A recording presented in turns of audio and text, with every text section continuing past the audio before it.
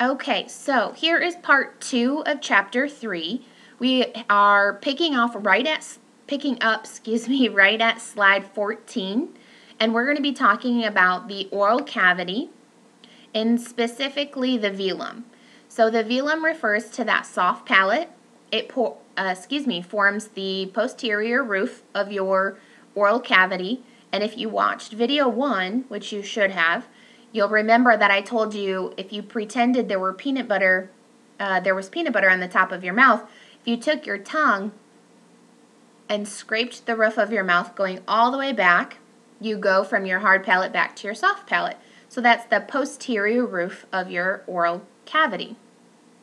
It's composed of muscle and connective tissue covered in a mucous membrane, and it is very continuous with the hard palate. So there's not a sudden abrupt stop. It goes continuously from the hard palate to the soft palate. And it does prevent food and liquid from entering the nasal cavity.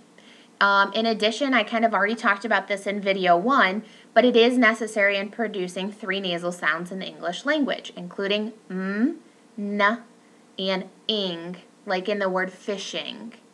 And it also helps with tongue contact for some other consonants we have. So let's continue, slide 15, talking about the velum. We also have the uvula. That's typically known as that little hanging ball thing in the back of your throat. It's translated as the little grape, but it's a small fleshy mass. We also have that velopharyngeal port, that opening that connects the nasal and the oral cavities. The velum assists in that opening and closing of that port by making contact with that posterior pharyngeal wall, which I talked about in video 1. Okay, now let's talk about that velopharyngeal port, sorry. Let's talk about the movement there.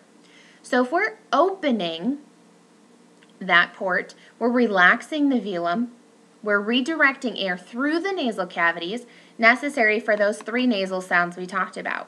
So when we're opening the velum, we're lowering it, okay? Now if we're closing it, we're closing the airflow from the nasal to the oral cavity.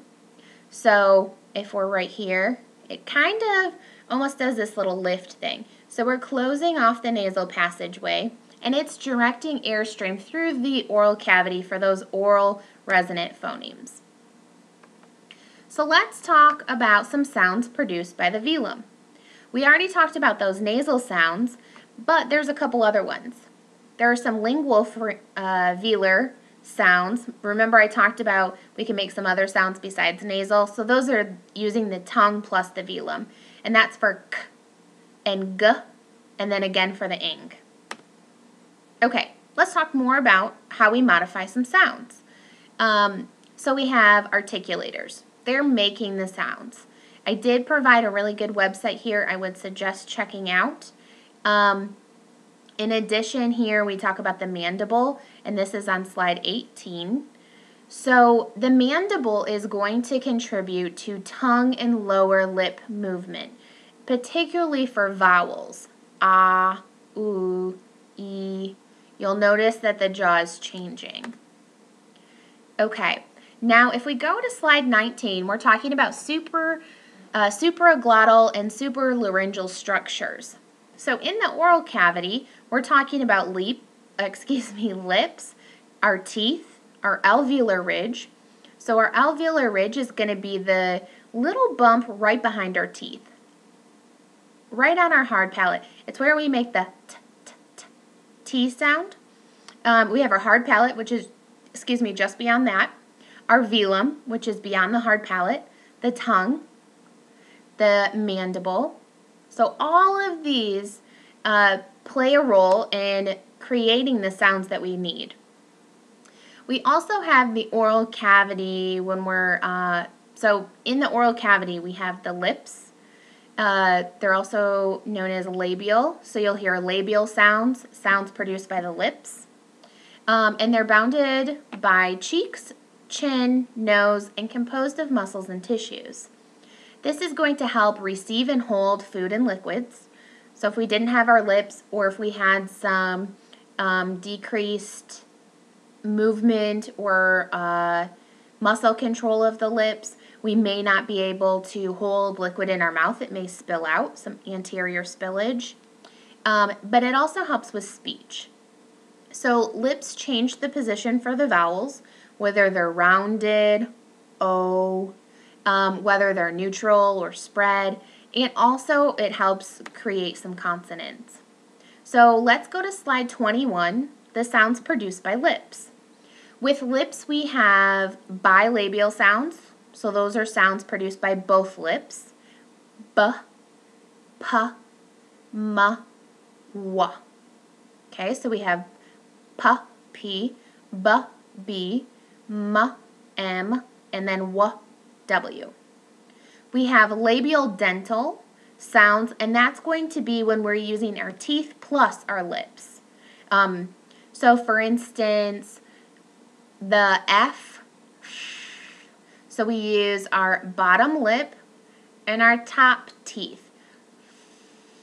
And then also, so those are the V and the B, or excuse me, the V and the F are made in the same exact spot. The only difference is whether our vocal folds vibrate or not. So one is voiced and one is voiceless. And we'll talk about that more in the next chapter. In the oral cavity, we're going to talk about teeth as well. So we have lips, and then next is teeth. And we kind of touched on that a little bit. But when you see the word dental, that's going to talk about teeth. So when we said lingual dental, that was both teeth and lips. And our teeth aid in not only cutting and grinding of food, but for speech, they're pretty passive, but they are important for sounds involving the teeth and lips and the tongue and the teeth. So some of those sounds on slide 23 include the F and the V, which we already talked about, and V, and then also our TH sounds. So our voiceless and voiced. So if I said bath, you're going to have your tongue and your teeth. Okay, and that was a little exaggerated, but you get the point. And so the TH at the end of that voiceless TH, is noted by the theta, that first symbol. And if we go to slide 24, continuing in the oral cavity, we have the alveolar ridge. So I talked about this a little bit earlier, but the alveolar ridge it's almost like a little bump right behind your top teeth. And the teeth are contained at the alveolar ridge in the mandible and the maxilla, sorry. The gum ridges and the alveolar processes. So what the alveolar ridge does is it helps aid in the tongue contact during swallowing.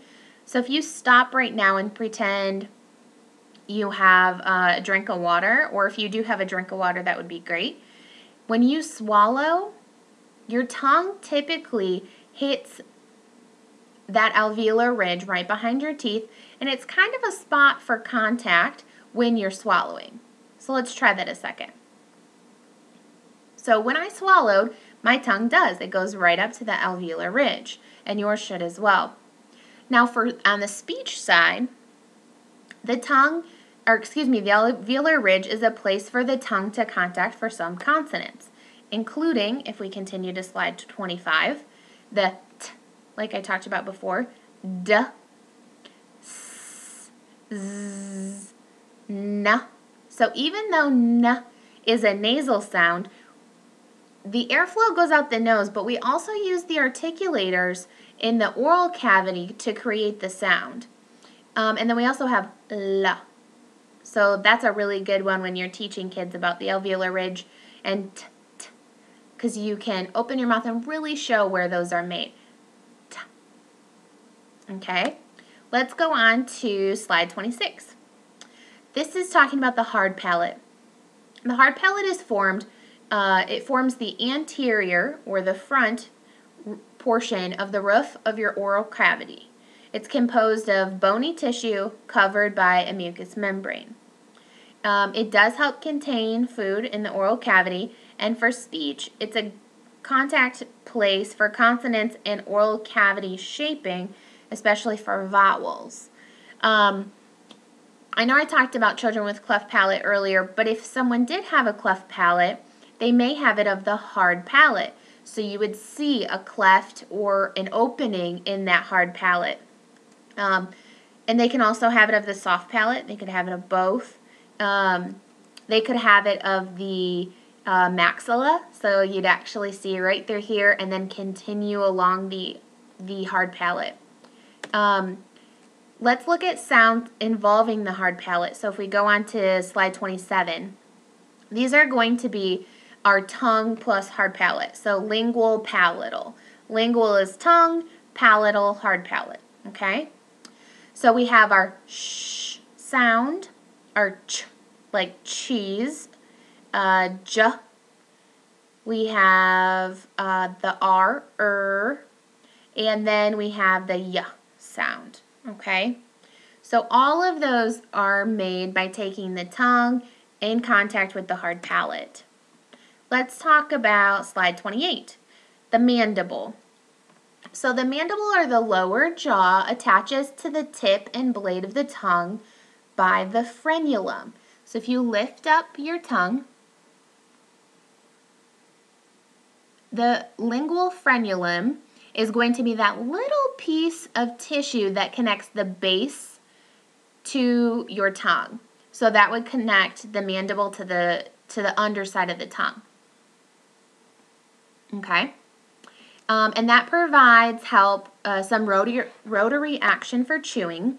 And then for speech, it helps lower and raise for some vowel articulation.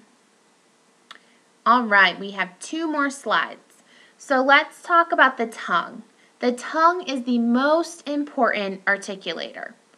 It is a muscular structure, and there are several parts of our tongue. So you probably haven't thought about this, or maybe you have because you've learned a little bit of the anatomy already. But the tongue has lots of different parts. It's not just what we see, when we stick out our tongue. So we have the root of the tongue. That forms the front wall of the pharynx, so that would be in the back. We have the body. That's the big bulk of mass of the tongue, and we use that for vowel descriptors. We have the tip. That's going to be the most visual part, and it is really important for the clarity of speech. So if you think about it, t, d, all of those sounds, we just use the tip of our tongue, so it is really important for clarity. We have the blade, which is just beyond the tip. So if we say shh, right there, about right there is where you use the blade of the tongue for the sh sound. And then we also have the dorsum. That's going to be the back. So the very back of the tongue is going to help make our k and our g. And it is a little harder to teach children how to make that k and g sound, especially because it's not visual. One of my favorite tricks is to have them look up, and when they use k, when they're looking up, it makes that a little bit tighter so they can feel it a little easier for the K and the G sound. Just a trick you can try. There are several other ways of having kids make that sound as well, but that's one that seems to work pretty well. And then the very last slide, slide 30, we're going to talk about lips. So you have your upper and your lower lip. They are very important for articulators. For bilabial sounds, b. For lingual dental, like, so our top teeth, bottom lip for the F sound. And then also for vowels, O, E, U. So we're changing the lips constantly with those vowels. All right, so that concludes Chapter 3. Next, we're going to skip Chapter 4 and go on to Chapter 5, and then go back to Chapter 4. So we're going to talk about consonants first and then go back to vowels. So thank you very much for listening. I know this was a little bit longer than typical, but hopefully it gave you a lot of information about the 3 major functional systems for speech production. Thank you, and don't forget to do your quiz. It is posted, and you'll have 7 days to complete. Thank you.